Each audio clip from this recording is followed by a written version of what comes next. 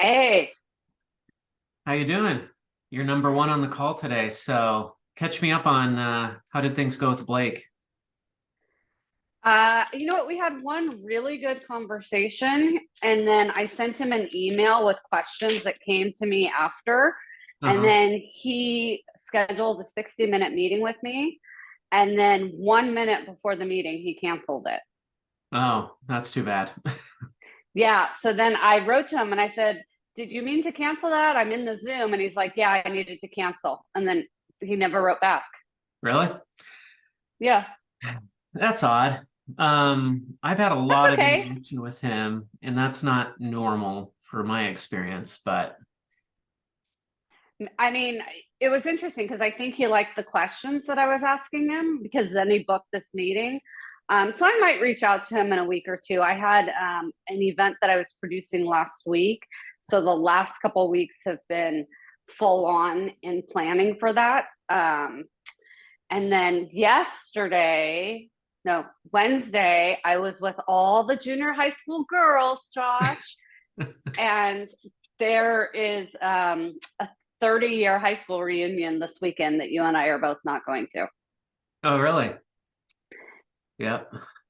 Yeah, it was a dual year, and Jim and John Reed have a bar in Glendora or something, and they're having it there. And so I was with these girls, Melissa and Jenny and Michelle Murdahl and Kim Nielsen. And several of us aren't going, but we were talking about it this week. Huh. Oh well, missing out, but Yeah, well, yeah. I mean, I've missed all of them. yeah, me too. Yeah, not Um, my thing. yeah, I love reconnecting with people, but yeah, that's the thing with social media is it just makes it easy on social media. The trick with social media is it makes you feel like you've reconnected with people even if you never talk to them. So you're like, Exactly. I'm connected with so and so. I don't actually need to talk to them. We're connected. But then like Exactly. 20 years go by and you're like, I haven't actually talked to this person in 20 years, even if we're quote unquote connected. Yeah, 100%. Yeah. Good morning, Jeff. Morning. Good to Jeff, see I don't you. think you've met Denise, have you? I don't think so. Hi, Denise. Hi, how are you? I'm great. So Jeff is finishing his book up right now. He's actually working with my wife as the editor on that. So I've got a lot of insights into Jeff's book. Denise is an old friend of mine from junior high. So Wow. so we go way back. Yes, yes. And I'm in the very beginning stages and actually have hit a little stopping point because now I'm reconsidering the entire approach to it. So I bet you've been there. I think we've all been there. Anybody who's worked a little bit on a book has been there. So good Yeah. morning, Nicole. Welcome. Hello. Good morning to you. Or at least it's morning where I'm at. 12:04. Good morning and afternoon. Well, great. Well, Denise, do you want to dive into it? Tell us what's going on with your book and where you're at and what you're thinking and how we can help. Absolutely. So I don't know the format of your meetings, Josh, so I will try and be very concise. It's just open Um, Q&A and we're casual here. So, okay, awesome. So I have had a 25-year career producing corporate events, but something that I learned fairly early on as my special sauce is I'm not an event planner, I'm not a party planner. There's like lots of different terms. I really approach it like a journalist and a strategist and a storyteller. And there's this emerging sort of discipline in experience design. And my goal was how to take a bunch of learnings that I have. I've created templates, I've mentored people. I'm getting old, so I have years of experience, and put it in a book to help people create what I call more meaningful experiences with more impact, as opposed to just checking off lists and missing all the stuff because you're not actually thinking through strategically and creatively. So I have about 30 pages written. I've got lots of notes in other places. I've done some interviews. And here's a stopping point that I've come to. I have not been writing for several weeks because I was actually producing something and I couldn't do both at the same time. But I feel like my initial approach, and I'm just going to be totally transparent, might have been a little bit based in ego to make myself sound smart and to position myself as a thought leader. And so I had created a framework of 5 things about a mindset to developing experiences: purpose, impact, vision, choice, and intention. As I've been working through that and doing interviews, I'm now on the fence about maybe it's too highbrow. Maybe I need to dumb things down a little bit because the audience that I think might buy it are not CEOs, really. I think that they're probably people that are struggling to put on events that actually are really well received, that, you know, they struggle to understand how it all fits together. And maybe my audience needs a bit more, I would say, an Amy Porterfield kind of approach where it's like, hey, I got your back, I'm your friend, we can do this. And it's a little more bite-sized. And so I'm a little stuck here. Do I keep writing with my initial approach and see where it gets and then go back and redo things? Or do I change approach? Or that's where I'm kind of getting stuck. Yeah. I love Amy Porterfield, by the way. She's great. Tell me a little bit more about your audience and your thoughts there, because it sounds like you've been through a bit of evolution as to who you're really writing to. Yeah. So initially I thought I will write a book because it will help me get more business and be seen as a thought leader strategically. And that is still the case. But I think that the person buying the book probably wants more practical, you know, they need some practical solutions. And so I do have templates and I do have lists, but I feel like the buyer is going to be like, literally, what steps can I do? Like, what do I do? Boom, boom, boom, boom, boom. Just tell me what to do. Yeah. I think so. Like, they might appreciate some packaging around it and a story around it, but I don't maybe need to come at it so academically or so like thought leadership-y, right? Mm-hmm. So help me understand, who is that person that you're thinking of writing to? Because you said it's not the CEO. So it's like, Okay, who is that let's person say, who's going to pick up this book and be like, this is exactly what I needed? I think it probably leans female over male. I think it probably leans 20s to 40s. And they probably have been okay successful because they've been filling a job role, but they've never been the team leader. They've never been in charge because they really just don't know how to evolve their thinking.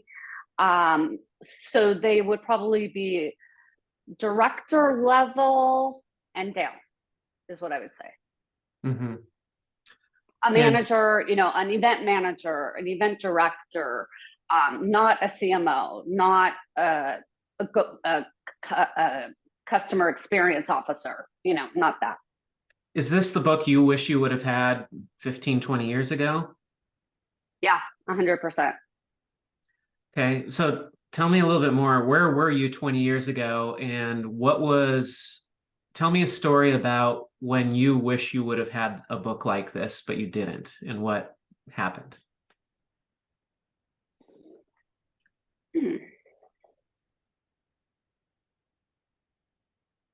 Well, I think 20 years ago, I could see my role in completing tasks. I could see that it was important that I followed somebody's lead and filled the task, but I couldn't see how the dots all connected. I couldn't see the macro. I could see the micro, but I couldn't see the macro of how can I put myself in the thinking that my 50-year-old boss has, that this chief marketing officer has? How can I think like that so that I can sit at the table with them and be able to have great ideas? I could 20 years ago be like, yeah, I can do this research. I can make sure this deliverable gets met. I can keep a timeline. I can keep people on task. But I wasn't, and some of it's experience, right? Just age and experience. I don't think that I quite saw how powerful an event can be by bringing people together if it's designed intentionally from the beginning. And so what do you feel like is the one thing in your book, or is there one thing, can you limit it to one thing that changes everything for the person that you were, whether it's 20 or 15 or 10 or even just 5 years ago, but the person you were in the past that needed this book? Is there any one thing that you can focus on in the book that would have changed everything for you? Two things. Sure. The words empathy and the word intention. So empathy being, I really need to put myself in the shoes of our guest speakers. I really need to put myself in the shoes of the various department heads. This guy thinks sales is the reason why we're doing it. The people in brand think it's brand lift why we're doing it. The people in product think it's technical. Why are they all coming to it? What does the audience need to think, feel, and do? Empathy. And from not just once, but like all the time. Like, is long registration lines, is that empathetic? Is there a better way we could do it? And then intention, because intention means that every choice that we are making goes back to some strategy, goes back to a reason why. Basically, always answering the question why. You know, if yes, you need to have food at an experience, but are you intentional with your choices? Or is it just, whatever's the cheapest, let's do it? Like, if you're intentional, that actually makes a difference. You know, Disney is Disney because they really think about the audience and every single micro exchange. And that's why Disney is Disney. You know, I put on an event with about 350 people a couple of years ago at a hotel, speakers, money, lost money, all sorts of stuff. And just hearing you talk, I'm like, oh man, I did so many things wrong. It was such a mess. And yet so maybe you're was... my audience too. You're my audience too. It could be somebody who doesn't do events for a living, but is putting on a signature event. Mm-hmm. And I want you to hire me to help you think through how to make decisions. Yeah. I mean, it sounds like it's a book for people who are putting on events, but are perhaps a little bit in over their head, maybe a lot in over their head, or they just don't know. They're not sure if they know what they're doing. Maybe they do, but they just don't know that they know. And they're looking for some comfort to say, okay, I'm doing this the right way. Yeah.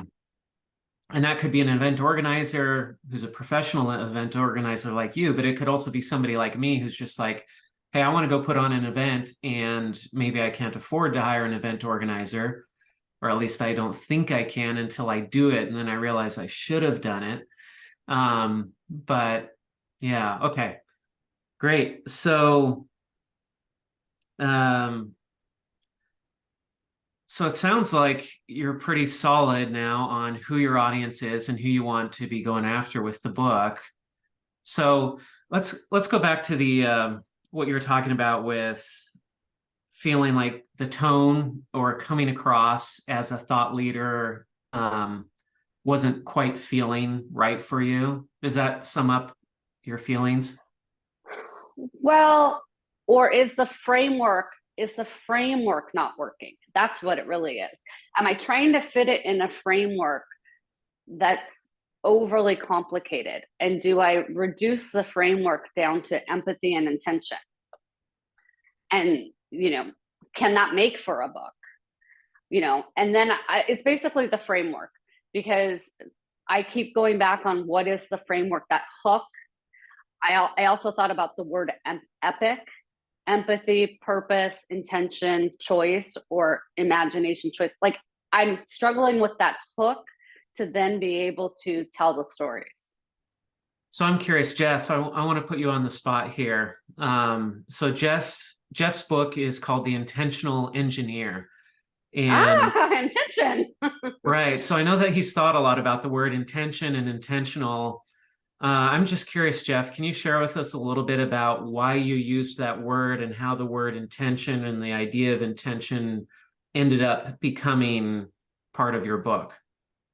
Yeah. So, I mean, I essentially used it a lot in my conversations and my coaching and training work, and it resonated with a lot of people, where a lot of the work that I do is trying to help people break out of just being reactive or opportunistic and really try and be intentional and decide where they want to go and what they want to do and what's most important to them. And so just in sort of that, I'd call it testing and its process, and seeing that that's a word and a focus that resonated with the people, with not just a lot of people, but also people that I really enjoyed working with, right? Like the people that recognized that they wanted to be more intentional, that were fun people because they were coachable, they were willing to learn, they were willing to take some different steps, instead of just wanted it to be a transactional experience. And so it's a combination of a principle that I really like, plus I feel like it attracts the right sorts of people that are fun to work with. So that's why. And I have a question for you then. Based on that, do all your chapters then tie back and deliver on the promise of intentionality in some way? Sort of. It's not like I'm saying, like, I have a couple of chapters on mindset, like you're talking about mindset too, but I'm not saying like this is how you use your mindset to be more intentional. It's not like totally explicit, right? But yeah, all those principles tie together to a degree. Okay. So one other thought I wanted to bring up, Denise, and maybe this is or isn't helpful, but when you first started talking about the way that you were coming across or the tone of the book, my thought there was, I think this is part of the value of having a vomit draft, a first draft that nobody else sees, because it sounds like you're thinking ahead to how you want to present yourself to your audience, which is important. But the first priority generally is, how do I help my audience? How do I serve my audience? How do I give them the information that they really need that's going to be helpful, that they say, this is the book I can't live without? And your first draft is the place where you focus on, how do I just get the information down that needs to be in this book? It's in the second, third, fourth drafts that you say, what do I want the tone of this book to be? How do I want to present myself? How do I want to come across? But if you're worrying about that on your first draft, it's too early to worry about that, and it leads to paralysis. Okay. That's where I'm at. Yeah. Okay. So it sounds like this is relevant. So I would just throw that thought out the window and say, I'm not going to worry about how I sound, because I'm just doing my first draft, and my first draft is not about how I sound. It's just about, am I getting the information in here that needs to be in the book? That's it. Second draft, I can worry about, how do I come across? How do I sound? And all that. And then also, does that same thing apply to, don't worry about where a chapter should be yet? Or, I mean. Yeah. First draft, I wouldn't even be worrying about that very much. You can have an outline, you can be working with an outline, but in your first, even into your second or third draft, you're moving chapters around. You're saying, oh, you know what? Chapter 6 really should be chapter 2. Chapter 8 should be chapter 5, or vice versa. So a book is very flexible up until the point that you send it off to be printed. And people move chapters around at the last moment, and then they have to restructure some things. But in the early stages, you want it to be very easy to move things around and get them in the best order.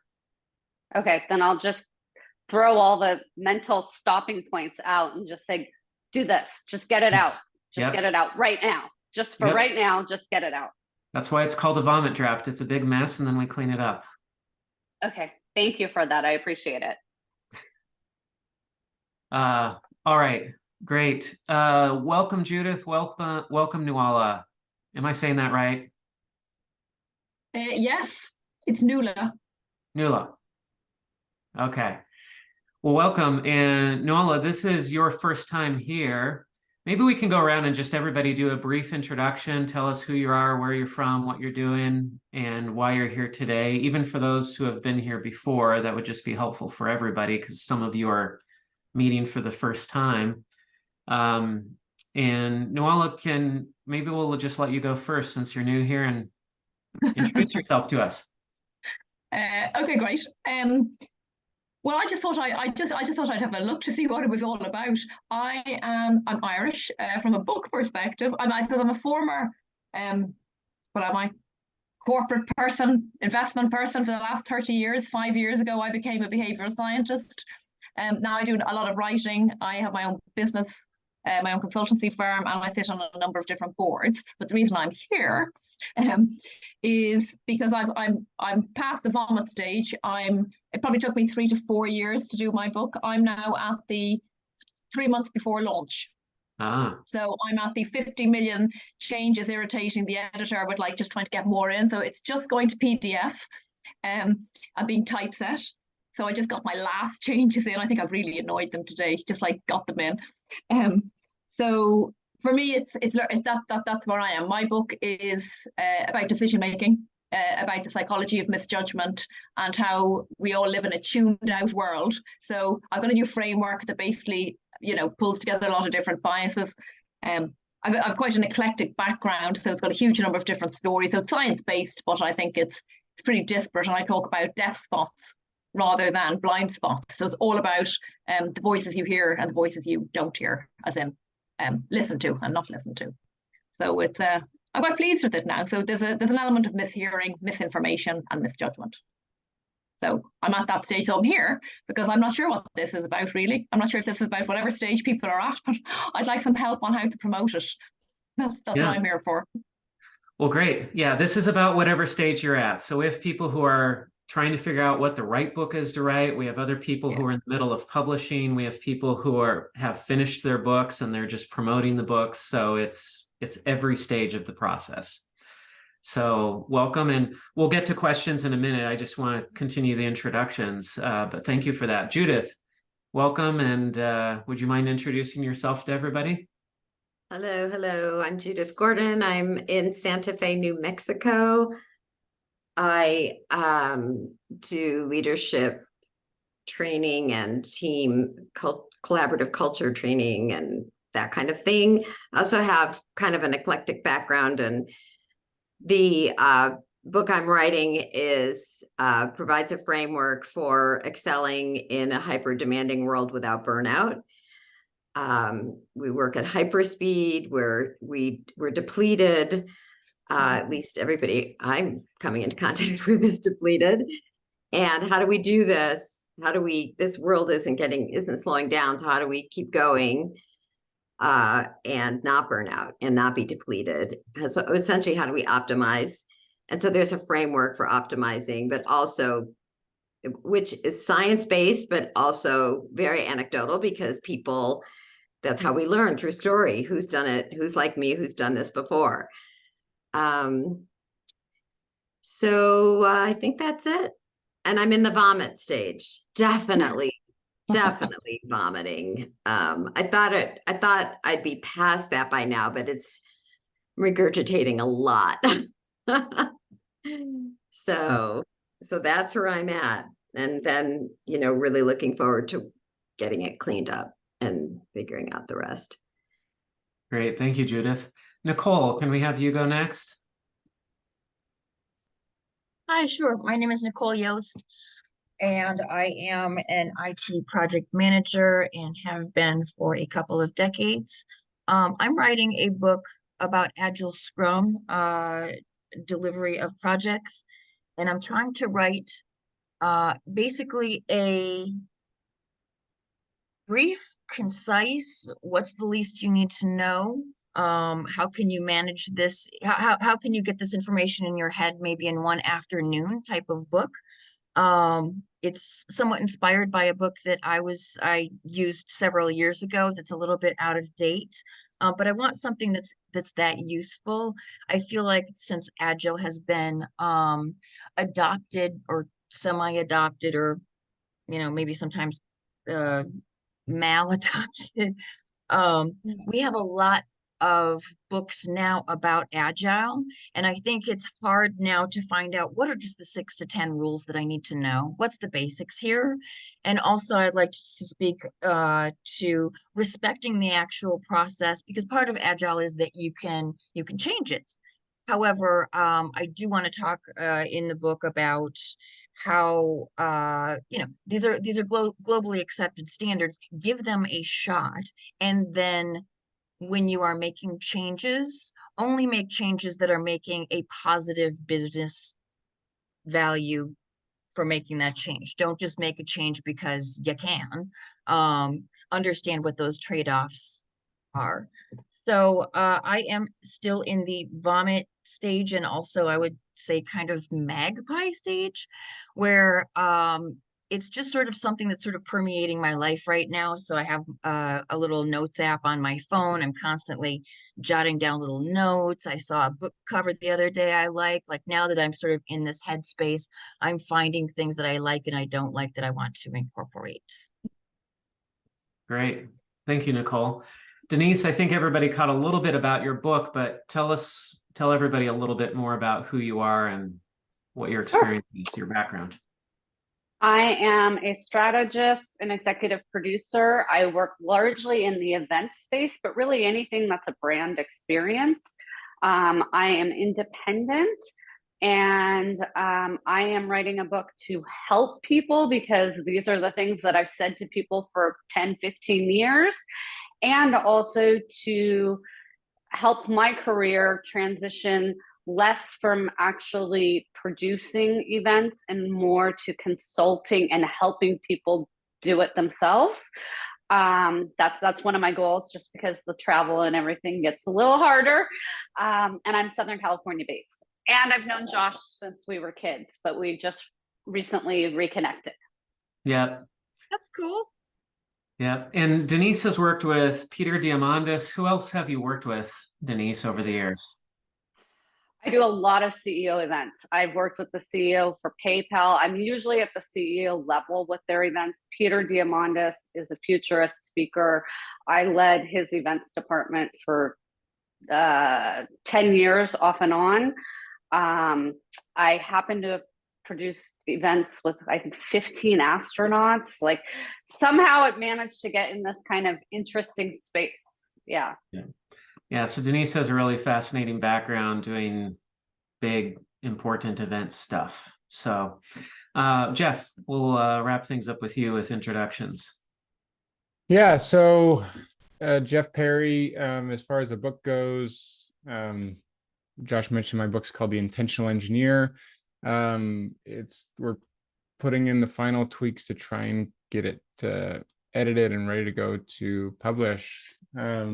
Self-publishing and trying to have books in hand 3 weeks from today so I can take them to a conference is the goal.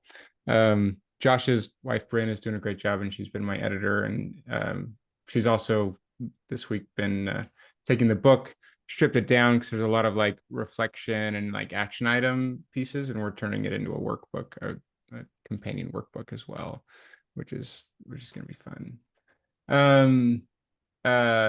Yeah, and then just like who I am, what I do. I live up in Pullman, Washington, so it's kind of southeastern Washington, and beautiful kind of rolling wheat fields around here, and have a beautiful wife and 4 kids. And I do leadership and career development work for engineers and technology professionals. And so a lot of individuals are trying to make career transitions, trying to be more intentional with where they want to go and what they want to do, but also some with organizations who are trying to improve engagement, retention, leadership capacity for their engineers who are great in the technical realm, but not always, but always need some help in some of the other spaces. And so, yeah, that's a little bit about me. All right. Thank you, everybody. And real quick, does anybody have a time commitment, like they have to go in 5 minutes or 10 minutes or something? If that's you, I want to get to your questions first. Does anybody need to leave before the top of the hour? No? All right. Does anybody have a question for somebody else based on their introduction that they want to ask somebody else something? None of that either? All right, great. I'm actually really intrigued by Nala's book. What are you calling it? What's your title? Sorry. Tune in. So, or you can guess the listening emphasis. So Say it tune again? in, how to make, Oh, it's called tune tune in. in. Tune in, how to make smarter decisions in a noisy world. Oh, good. That's a great title. And actually, Denise, I have quite a few astronaut stories in there as well. I was lucky enough to have Neil Armstrong at a couple of events, so I've brought in some of that into the book as well. Oh, So that's Fantastic. slightly tangential link. And I'm going to share my screen real fast. There it is, Looks like the book's up for pre-order. So you're that far along in the process. It's already there. So that's awesome to see it. Now, Noala, is this your first book or have you written before? No, it's my first, but I do a lot of articles, but it's absolutely my first book, and it's taken me years. Mm-hmm. My husband says there are 3 of us in the marriage: him, me, and the book.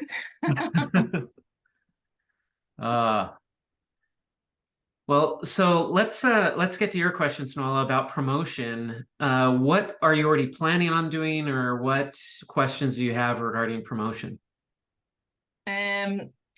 Well, I'm an ex-CMO, so of course I've got a massive marketing plan, but it's only me, and I have been told that the publishers never do anything, that it's all about you doing everything for yourself. That's right. So I've got a couple of endorsements, so I'm still getting them through. I've got some good ones so far, but I'm still plugging that. I suppose I'm just doing the usual. I'm trying to write up even now. I vomit and vomit and vomit. So I think my struggle is always to hone it down to A, B, and C. If someone asked me what's my key message, I think I'd stutter. Even though I've been working on it forever, I think I'd stutter. I think I actually have to learn off what it is so I get it really clear. So I'm planning. What am I planning? I've got all of these quotes ready. I'm planning different events. I do have a marketing plan there. I'm planning to do my articles based around the theme in advance so I can get them ready. I should really pull up what my plan is, because right now you've asked me, now I can't remember, which is ridiculous, seeing as how it's all I've got. I'll probably make a video. I learned that you can make one of these videos to, it's coming kind of thing. I guess the judgment call is, how soon do I start? I haven't announced. I know it's on the websites, but I haven't actually announced. None of my friends know. My in-laws don't even know I'm doing it. So it's a surprise apart from just a couple of people. And now you know. So not that many people know. So I was kind of thinking, when should I start? And then, okay, I say, yay, I've signed a deal, even though I signed it a year ago. Kind of, where do I go next? So is it available on these platforms? I suppose I just wasn't sure of the sequence in the beginning bit, if you know what I mean, and how long it should last. So just any tips from anybody would be helpful. So my first question is, do you have any sort of email list? Yes, I have quite a few of those. Yeah, so I've got that on the list as well. Okay, how many people are on your email list? About 3,000, 4,000. That's so fantastic. It's not huge. Okay, and tell me about the people who are on this email list. Like, why are they on your email list? How did you get them? What type of people are they? Yeah, they're my Gmail list. I don't have a subscription list. I have 2,000 people from a particular. I have a lot of different associations in sports. So I could pull them all together, and I would have a lot of people to send it to be fair. But even that, I'm thinking, well, one says, hey, it's coming, even though they've seen it on LinkedIn, probably. So one says, hey, it's coming. Another one goes, hey, not long now, yo, it's here. And sort of, and here's the promotion. But you can't overkill the people. You can't overdo that bit. Right. So it's just managing the sequence. I mean, Jeff, you're at 3 weeks to go. So it's sort of getting that, as you say, the tone. And I have been taking copies of everyone else's, so at least I don't have to start at the beginning. So tweaking some stuff that other people have done, just to at least get an idea. I'm building my own website. I haven't started that yet. Mhm. And I'll throw in all my other articles on that as well. And I have a TED talk or TEDx talk, so I'll stick that on as well. Oh, that's great. You've got a lot of great assets going for you. Jeff, you've gone through, correct me if I'm wrong, but you're doing the Book Army method, right? Yeah, at least a little bit. Like I have an email list of like 15 or 1600 people. And I'll email all of them, but I asked a subset and also did some like the only social media platform I use is LinkedIn pretty much. I did a little bit on, I've done some signaling there and sort of talking about what I'm doing and asking for little pieces on like cover feedback and stuff. So like people are aware that I'm writing a book. I'm pretty public about that. And then, yeah, collected a few kind of subset people for the Book Army that trying to keep them sort of up to date. I've sent them like one email. So I haven't really been engaging them as well as I could. But that was like, it's like 40 people as a subset of the people who are like really interested in the book, right? So it's not a huge amount. But yeah, trying to do that, and then I'll try and push them more intently on trying to pre-order when I get that set up, or certainly get reviews and stuff in there as soon as possible and stuff like that. But I'm still going to push that to my whole list. And then also, all of my friends and family that are willing to go buy a book and go review on Amazon, that I can go ask to do that, and former clients and stuff like that. So yeah, it's going to be a lot of legwork, I think. Yeah. To just try and ask for all that. Yeah. The concept behind the Book Army is that if you have an email list or you have a group, you have a network, some of those people are going to ignore your book. Some of those people will be interested, and some of those people will do anything for you because they know you and they like you and they're willing to do you a favor. And we want to recruit those people who know you and like you and will do anything you ask to be part of your Book Army. And maybe that's 10 people, maybe it's 50, maybe it's 100, maybe it's more than that. The bigger, the better. But those are the people that we want to get into a separate group and ask them, please help me out, and here's how you can help me. And the way that they're going to help you is they're going to pre-order your book, and the day it comes out, or as close to the day it comes out as possible, they are going to go and write an honest review on Amazon, and preferably a 4 or a 5-star review, but not necessarily all 5s. And you wouldn't ask them, just say, leave an honest review. But it's actually good to have a mix of reviews and not have 35 stars, because that looks fake. So we want to get to 20 reviews as quickly as possible, because it greases the skids for anybody else coming to the book page who doesn't really know you and they got exposed to the book some other way.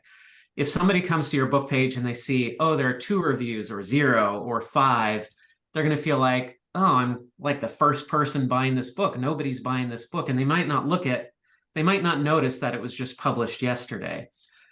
But if they see that there are at least 20 reviews, then it feels like, yeah, people are buying this book. People are reading this book. And the more, the better. We want to get from 20 to 50 and 50 to 100 as quickly as we can.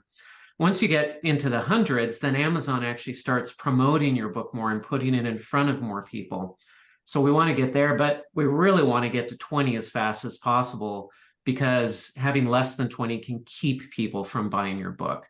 And so that's the idea behind the Book Army, is recruiting that core group of people who will commit to buy your book now and review it the week it comes out. And then the way that you manage your Book Army is really simple. It's 2 emails. It's the first email, will you sign up for my Book Army? And the second one is, my book just came out, can you go leave a review right now? If you send any more than 2 emails, you risk that people discount the emails. And when you finally send the one saying, hey, I want you to go review the book, they might not open it because they're saying, oh, I get all these emails from them and I'm just going to ignore it because I've gotten too many emails. You don't want that to happen. And that's why you only send out 2 emails, maybe 3 tops, if you want to give people a little update in between.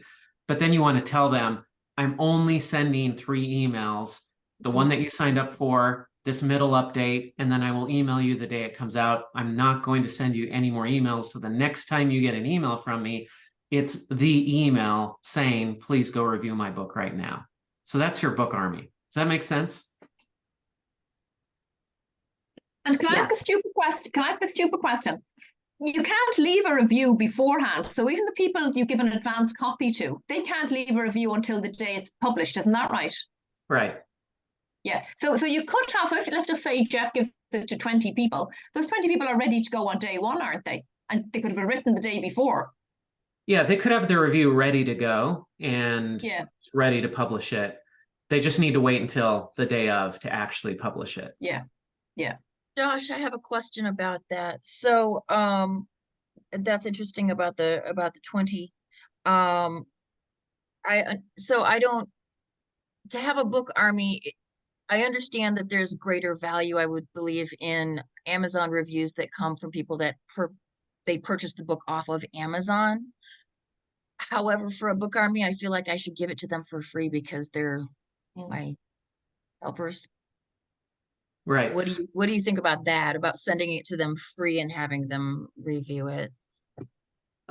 Yeah, so ideally, yes, they buy it because then it shows up as a verified purchase, a verified review, which is more valuable to you than a non-verified review. Not that it's a huge difference. I mean, mostly it's just, you just want reviews, and any review is a good review. But if it's verified, it's that much better. And if you send them a free copy, that's great. What you don't want is people saying, hey, I got a free book in exchange for my review or something.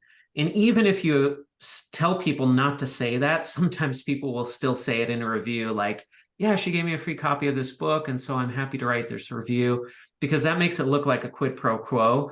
And you can't do that. That violates Amazon terms. You can give somebody a free copy and say, here's a free copy of the book. I would appreciate it if you would leave an honest review, but you cross a line as soon as you say, I will give you a free book if you write a review. That's the line that you can't cross. The problem is when people interpret it as though it were that way, or they say something that makes it sound that way, it can get you in trouble with Amazon. So that's just a little warning about making it very clear to people, like, don't put in your review that you got the book for free. Just write the review. It just seems like a point of friction to get them to make that purchase. Can I say something about that?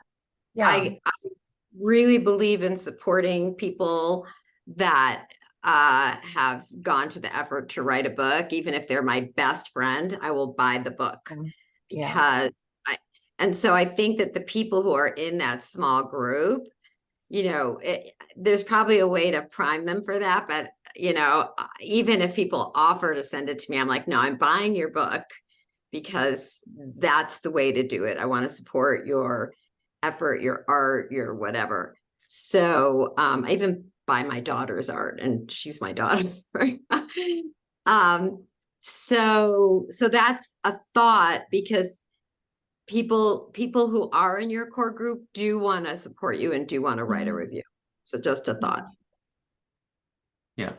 Thank you for that, because actually that's the way that I feel towards my friends who write and make art as well. So yeah, hopefully I will be able to assemble people who would have same value system. Good point. Yeah. No, I mean, give your friends the credit that they'll want to buy it and they'll want to help you. And if they knew that it helps you more for them to buy the book, not because you get the money, but because you get the verified review, if they knew that, they would want to buy it. So Nala, also, if you got a copy of my published author workbook, there's a section in there on how to get reviews. And there's a number of different ways that you can get reviews, but there's one that I list in there that you have to do it before with advanced review copies. You can't do it after your book launches. Well, you can, but you can only do it for like 1 month after your book launches. And it's better to do it before so that you can have the reviews ready to go when it launches. So if you got a copy of my workbook, just check, you can search through it, find the part that talks about reviews, Yeah. and look at that one. I can't remember the name off the top of my head, but there's a company in there where you can start doing it right now to prepare to have those reviews ready to go when your book launches. It wasn't Puppy, was Oh it? yeah. Was that you? Was that you? Somebody was talking about Puppy recently. Yeah, that was me. But But Puppy's not the company, but yes, I was No. talking about Puppy. Yeah. Yeah. It's a different company though. Okay. So that's reviews, which is just one tiny part of book promotion, but it is a key part of book promotion. The fact of the matter with books is the number one form of marketing is word of mouth. And you're a CMO, you've seen this in all sorts of other marketing. Word of mouth is the only way that books go viral, that they become a big deal. You can do a huge PR push. In fact, there was a guy, he wrote a political book recently, and his previous book sold 200,000 copies, which is huge. And his book that just came out sold 3,000 copies its first week, which is still fantastic for most authors, but not very good when your previous book sold 200,000 copies. His book still made it to the New York Times bestseller list because the New York Times, they have editorial control over the list and they can put whatever they want up there. Normally, 3,000 copies would not get you onto any bestseller list, but because the New York Times wanted to promote his book, they put it on the bestseller list, even though it only sold 3,000 copies. The point is, his book's still not selling well. Even though it's on the New York Times bestseller list, it's not selling well. Even though there's a ton of PR and marketing behind his book, even though he's a famous author, it's still not selling well because nobody likes the book. And so you can have all sorts of marketing in place, but if the book itself isn't selling itself, it's going to fall flat. And so the first rule is write a great book that people want to talk about and want to share.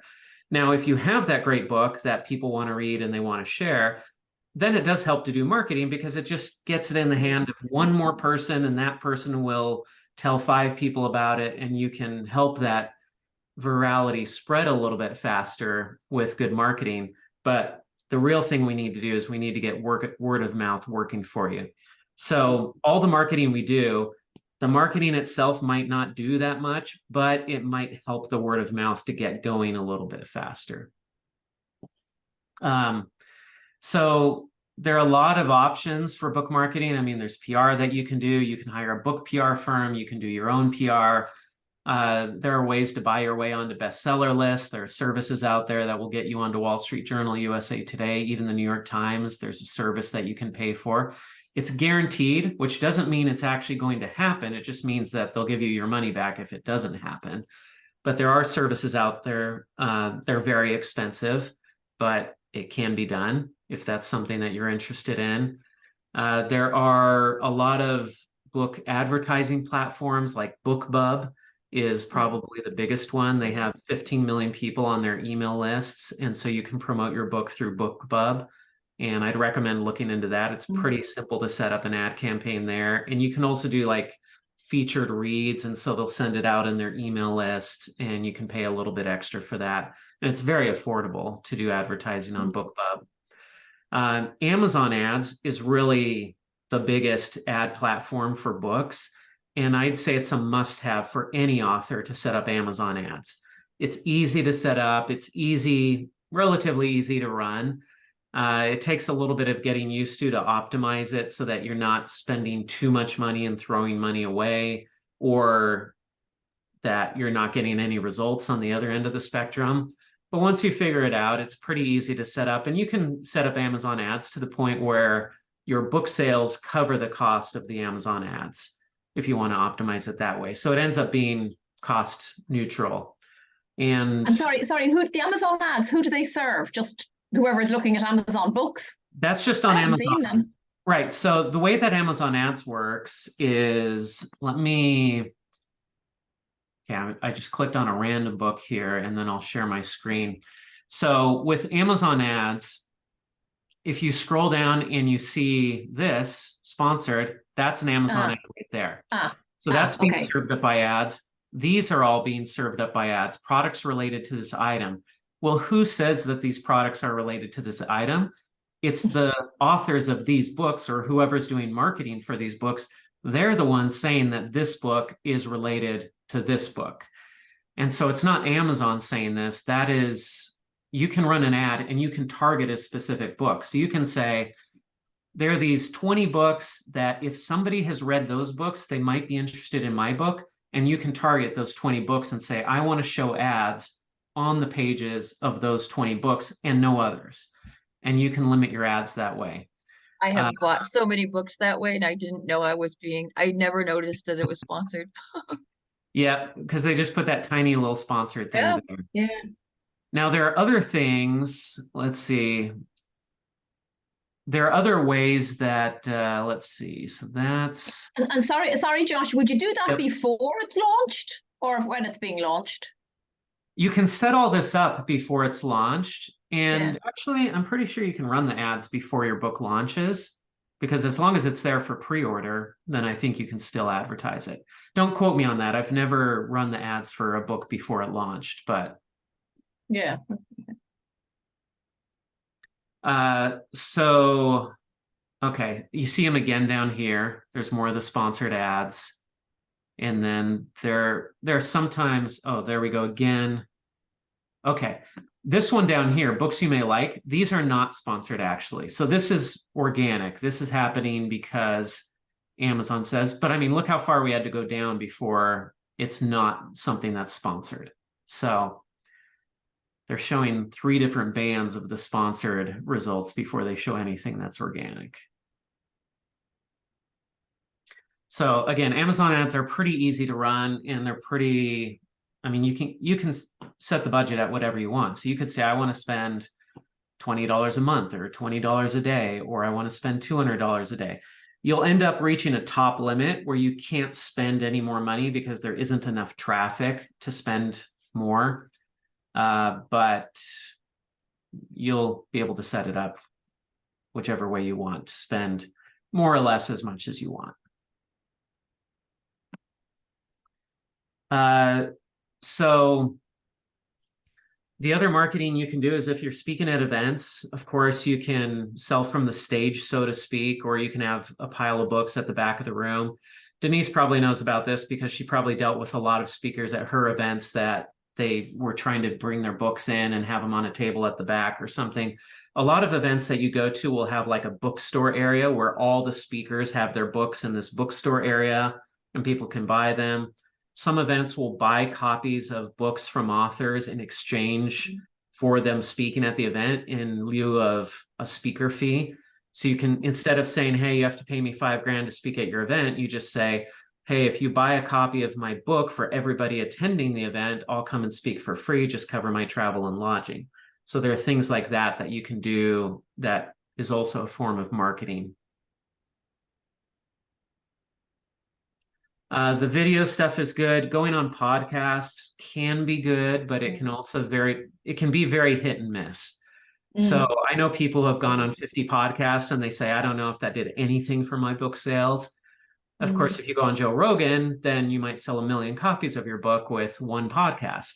It just depends on the audience of the podcast and if it's a match and if they have enough traffic. The great thing about podcasts is it's relatively easy to get on a podcast. It's hard to get on Oprah. It's hard to get on TV. It's very easy to reach out to a podcaster and say, hey, I have a book that I think your audience would be interested in. Do you have any openings? Can I be on your podcast? Most podcasters would look at that and say, oh, you've got this book that's coming out. Yeah, that would be exciting. Yeah, I'd love to talk to you. Let's have you on the podcast. And then you get to talk for an hour or a half hour or whatever about your book and plug it. And that can lead to some sales. Plus, it gives you good content that you can put on your website to say, hey, I was on this podcast. Yeah, just a note on that, like, I've been on a number of podcasts for the last few years. And so some of the people that I was on their podcast, and I also host a podcast. So some of the people that I had on my podcast were some of the relationships that I used to try and go get blurbs or endorsements for the book. And so then now that it's been a while since I've been on their podcast, as part of that, if they're willing to do an endorsement for the book, they're like, hey, can we do another episode to promote the book? And they were totally willing to do that. So I've Right. already got scheduled a few more podcasts, and there's others that I need to reach out to. But that was just one way to kind of keep that relationship going. They support in multiple ways that way, which is cool.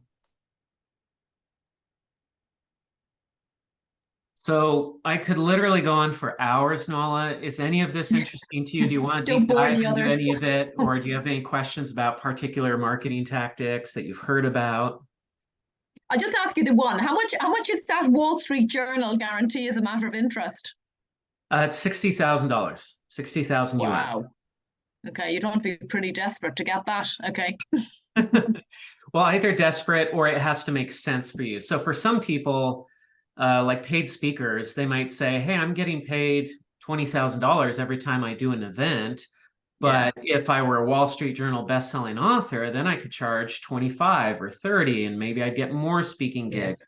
And so for somebody in that position, they look at that and they say, yeah, I'll probably pay off in 6 months. So yeah, that would be great. And it's the same with the New York Times type of thing. Or if somebody runs a business and they say, this book is a marketing tool for my business, and if it's a bestseller, then it's going to give me more credibility as I use this book to market my business, then it becomes more justifiable that way. But yeah, if it's just something where you're like, oh, that would make me feel great to have a Wall Street Journal bestseller, well, I can find lots of ways to feel great with 60 grand that doesn't involve buying my way onto a bestseller list. Sorry, Jeff has probably done it, haven't you, Jeff?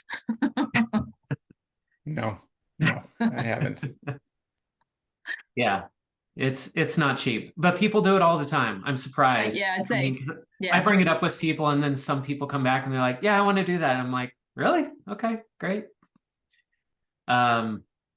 So I would say if it's a DIY situation where you're saying, I want to do my own marketing, I'm not going to go spend a bunch of money, I would say doing your own PR, reaching out to journalists at publications, Forbes, Inc., Entrepreneur, Business Insider, wherever you think your audience hangs out. I would be reaching out to journalists at those publications. I would send my book, the physical copy, out for free to them. I wouldn't send a PDF ARC to them because that will just go in the spam folder. But when you send a physical copy to people, nobody throws that in the trash. People will look at the book at least. They'll at least say, wow, somebody sent me a book. I want to see what it is. Now, they may not read it, but if you send the book with a little letter saying, hey, I just came out with this new book. I've read your articles online. I thought this might be of interest to you.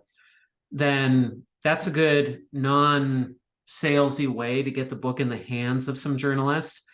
And if you send out 50 books, maybe you'll get 2 or 3 articles out of it, and that makes it worth it. Now, if you know people who write articles, if you know journalists, that's the best way to pitch. So if you know somebody who writes for HBR or something, and you feel like, I can probably hit them up and say, what would it take for me to get an article in HBR? And maybe they just turn around and say, oh, I know you. I'd love to do that. Let's get an article together. I'll write that. Then that's another way to get the PR. And that's the best way, going with who you know.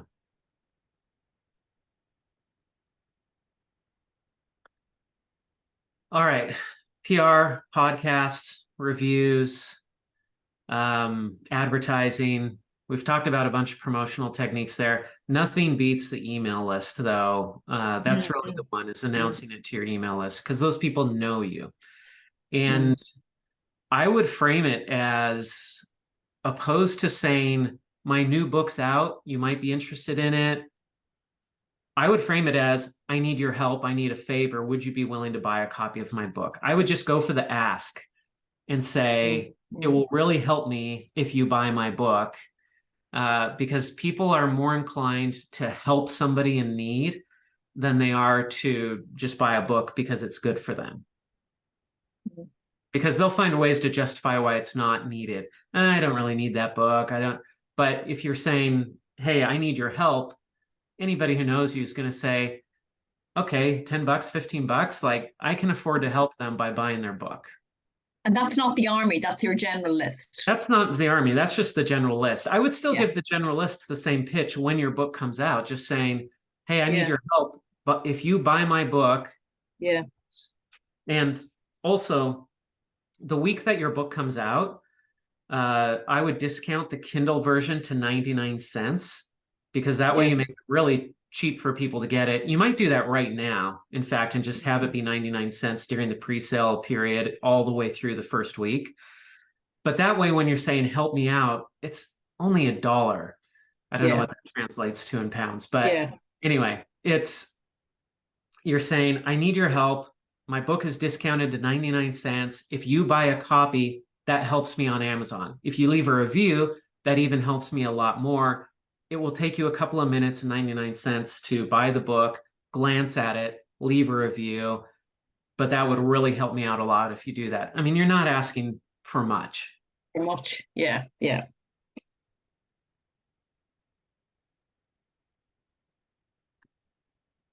All right. Great. Well, I hope that's helpful. There's some more stuff in the workbook that you can go through and find other ideas for marketing. Also, just if you Google book marketing ideas, you can find hundreds of things that you can do. The ones I've shared with you, I think, are the most helpful. But in your specific situation, there might be something else that jumps out at you and you say, "Ooh, I can do that really easily." And maybe it'll work for you. Perfect. Excellent. And just a last question, because I know you do something on the hour. And this group, does this group help everybody else? I mean, is that the purpose of this group, or do you help this group? So for example, do we all buy Jeff's book? I know Denise's and Nicole's aren't ready yet, sort of thing. Is this a group that, or is this just different people dial in every week?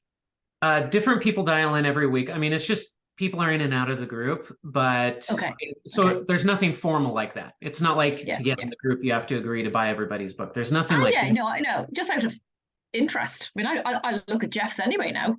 Right. But a lot of people will buy the book. I already pre-ordered yours. So I already did that. I do that with everybody who's in the group. As soon as they mention their book is available for pre-order, it's for sale, I immediately go and I buy it. So I always do that. And then I'll go leave a review as well, because I know how valuable that is. Yeah. So I feel like I'm definitely going to do that for my people, because I know how much it means to me when I get a review from somebody. And that's what I was thinking for Jeff. Yeah. Yeah. That I would do one for Jeff, because you know how much it matters. Yeah. Yeah. So I do encourage that in the group, but it's not like we're pressuring anybody to do it or anything. Yeah. Super. But yeah, I mean, this is what the group is we do these calls on a weekly basis. It's open Q&A. It's bring whatever you've got. The workbook is there. So I encourage people, go to the workbook first, try to find answers there. But if you need more, come to this call, and then we can really deep dive into stuff on these calls and answer the questions as they apply to you and your specific circumstances. Fabulous. And so, yeah, so we love having you here, and please come back and please invite your friends to come. I haven't really started marketing this group yet. I'm going to start pushing it between now and the end of the year. So I'm hoping to get 100 people in by the end of the year into this group. Not everybody's going to attend every week, but I'm hoping to get 100 people signing up, and then probably maybe 20, 30 people on these calls. But for the next few weeks, there won't be as many people. So you get more time to talk and ask your questions over the next few weeks. So I hope you'll come back. I certainly will. All right, excellent. Well, I think we're beyond time, and I'm on Friday night, 7 o'clock, so it's time for vino here. Mind you, it can be time for vino where you are too. I'm not judging. Have it if you want. All right, Denise. Nice to meet you. You too. And if you ever want any help with anything, I've been through that horrible stage too. So feel free to just ask. Thank you. Great. Okay, thanks so much, Noella. It's great to meet you. You too. Thanks all. Bye. Bye. Bye. Denise, do you have any other questions? I don't want to just kick you off the call since I've got. No, I think I'm gonna spend some time organizing right now. I'm gearing myself up to write. Like, I need to clear the head so I can write and just sit down and write. Because when I do it, I'll get pages out. It's the mental thing of just sit down and write. Yeah. Okay. Great.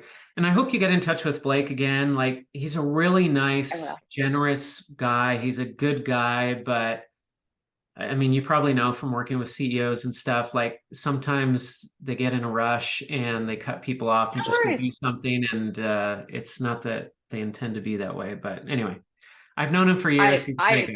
Yeah. Yeah. I'll reach out back to him. I think, he's got a lot on his plate. Like I'm very curious about everything that he does. So I'm curious to see where this could go. Yeah. Yeah. And he really wants to do event stuff. I mean, we've been talking about it for 2 or 3 years at this point, like doing stuff. And so I know it's something that's come up again and again and again. Awesome. Awesome. Well, have a good weekend, Josh. Thank you so much. You too. Good to see you again. Okay. Bye. Bye.